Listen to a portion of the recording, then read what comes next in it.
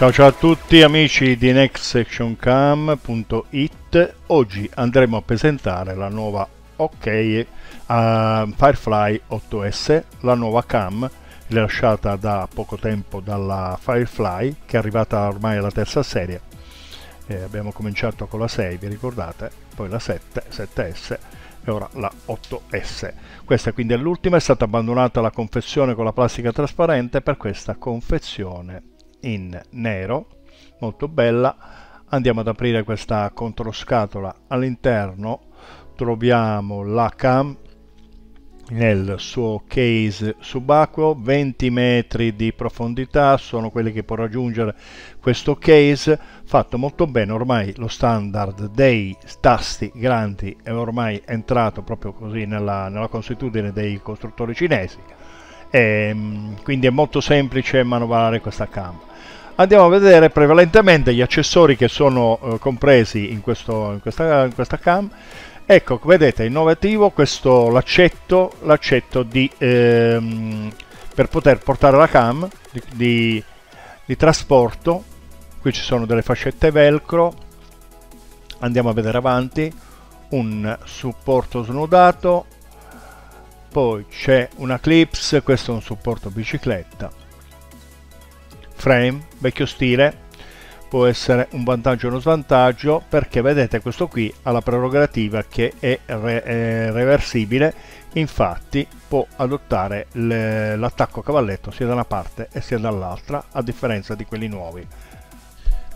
Qui abbiamo un cavetto mini USB per la trasmissione dei dati e per alimentare la cam. Vediamo che cosa c'è ancora. Ci sono delle fascette velcro ancora, adesivi, sticker, Firefly. Ormai pure questa è diventata una consuetudine. Fascette da elettricista, io non l'ho mai usata. Adesivi con laccetti di sicurezza. Qui c'è un altro supporto snodato a 90 gradi, supporti adesivi, sembra che non ci sia quello curvo. Un altro supportino snodato. Ecco, qui ci sono gli attacchi, gli adattatori cavalletto. Ecco, questa è la novità. Questo è, come vedete, è un paraluce. Poi vi spiegherò perché secondo me è un paraluce e non prevalentemente solo un protettore. Qui ci sono le istruzioni che sono in inglese, illustrano nelle parti generali l'uso e i settaggi della cam con tutti gli accessori, vedete. Poi c'è la parte cinese. Andiamo ad aprire, ad estrarre la cam dalla sua custodia.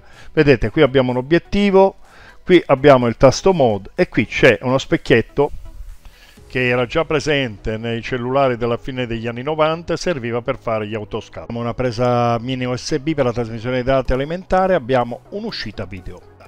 Vedete, questo è l'accetto appunto e si collega in questo foro che vediamo in questa parte qui della cam, e poi si inserisce nell'obiettivo. La parte posteriore presenta uno schermo da 2 pollici non touchscreen, poi c'è l'inserimento della micro SD, come vedete, e il tasto play. Vedete, queste sono le indicazioni dello schermo. Nella parte destra abbiamo i tasti con le 2 freccette per spostarci nei menu. Parte superiore abbiamo il tasto d'avviamento e di conferma dei menu.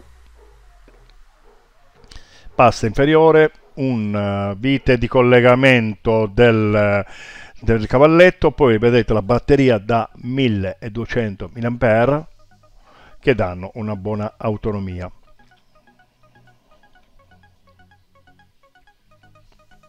Sportellino ribaltina. Ecco, guardate, andiamo ad inserire il paraluce. Allora, secondo me è un paraluce perché, vedete, inserendolo la parte laterale è più bassa, perché sapete che l'angolo di campo nella parte orizzontale è molto più ampio, quindi per me è un paraluce questo qui. Molto bello e molto innovativo. E logicamente può anche proteggere la lente da eventuali urti. Molto elegante questa cam, questa plastica molto ben fatta, Dicevo che è molto utile è questa feritoia della micro SD, perché possiamo verificare se la cam è presente. Qui ci sono tutte le indicazioni OSD che abbiamo sullo schermo, vedete la risoluzione, lo stato della batteria, se il microfono è inserito, tutta la data, il tempo rimanente, abbiamo tutte le informazioni. Ecco, questo è l'alloggiamento dove inseriamo la micro SD e possiamo senz'altro vedere. Andiamo nei menu, con i tasti laterali possiamo entrare nel menu, nei settaggi, ci spostiamo nei menu, andiamo nel settaggio appunto della macchina fotografica e qui abbiamo tutte le risoluzioni che possiamo usare, dal 16 mega abbiamo la possibilità di scattare foto in 4 terzi e 16 noni, la qualità, lunghe esposizioni, eccetera eccetera.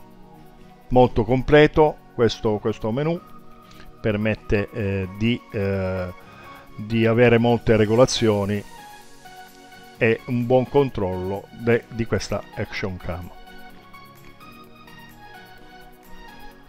Ora andiamo nelle impostazioni del video, le risoluzioni video, vedete partiamo col 4K e andiamo man mano giù col Super View e possiamo avere un FOV che sarebbe l'acronimo di Field of View. Qui ci sono altre regolazioni, vedete?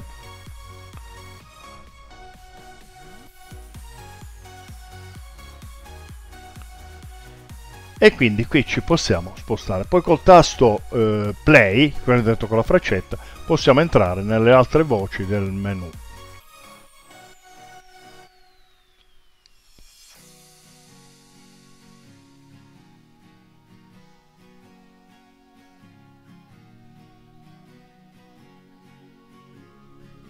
Lo schermo è molto luminoso, l'ho trovato molto nitido, vedete? Queste sono le caratteristiche della camera.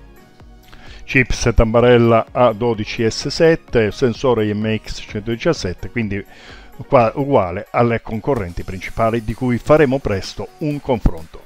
Io vi auguro una buona visione, vi saluto alla prossima volta. Ciao ciao!